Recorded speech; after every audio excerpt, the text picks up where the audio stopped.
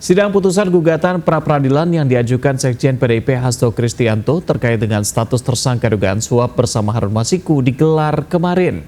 Hari Rabu kemarin, tim hukum Hasto Kristianto menyerahkan kesimpulan atas rangkaian sidang pra-peradilan.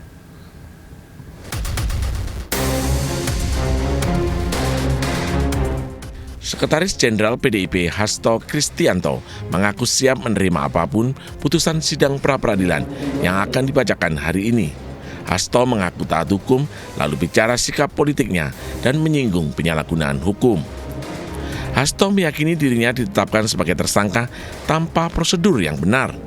Mengklaim hal itu terlihat dari keterangan ahli yang dihadirkan pihaknya. Optimis terhadap putusan pra-peradilan, berpegang pada prinsip kemanusiaan hingga ketuhanan. Keputusannya kami akan hormati, kami percayakan sepenuhnya kepada hakim yang kami percaya akan mencari keadilan itu. Sebagai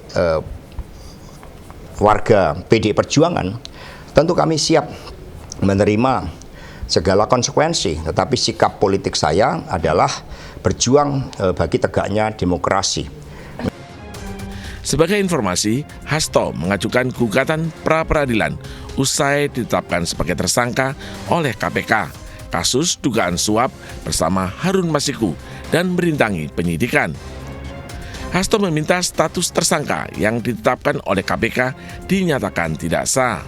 Dari Jakarta, Abdul. Gugatan pedagang kelontong kepada pedagang sayur keliling di Magetan, Jawa Timur akhirnya berakhir damai. Pedagang kelontong mencabut gugatannya tanpa syarat, termasuk menggugurkan permintaan ganti rugi hingga 540 juta rupiah.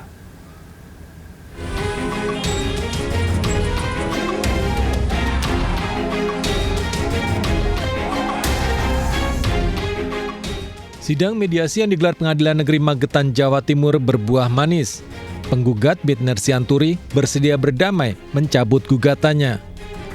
Bitner Sianturi, seorang pedagang kelontong, menggugat tukang sayur keliling yang mangkal di sekitar tokonya di Desa Pesu, Kecamatan Mauspati, Magetan. Gugatan dilayangkan pada 2 orang tukang sayur keliling, juga kepala Desa Pesu dan 2 perangkat desa. Nilai gugatan cukup besar, 540 juta rupiah atas kerugian yang diderita selama 5 tahun. Alasannya kemaslahatan orang banyak, katanya beliau. Ada syarat nggak, Mas? Dalam? Ada persyaratan yang ada? Nggak ada persyaratan.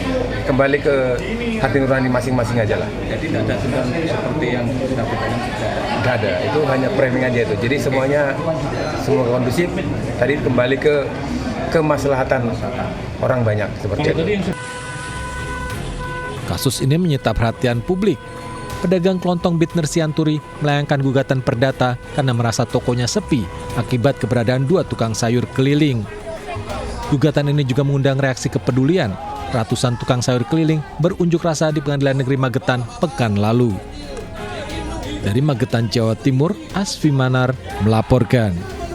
Arif Nugroho, tersangka pembunuhan wanita di bawah umur yang dicekoki minuman keras serta narkoba, menjalani pelimpahan kasus tahap kedua. Anak bos Prodia tersebut akan segera menjalani sidang tewasnya korban.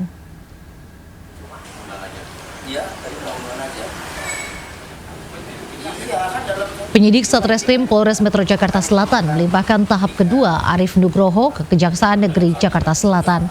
Penyidik juga menyerahkan barang bukti visum dan hasil otopsi korban.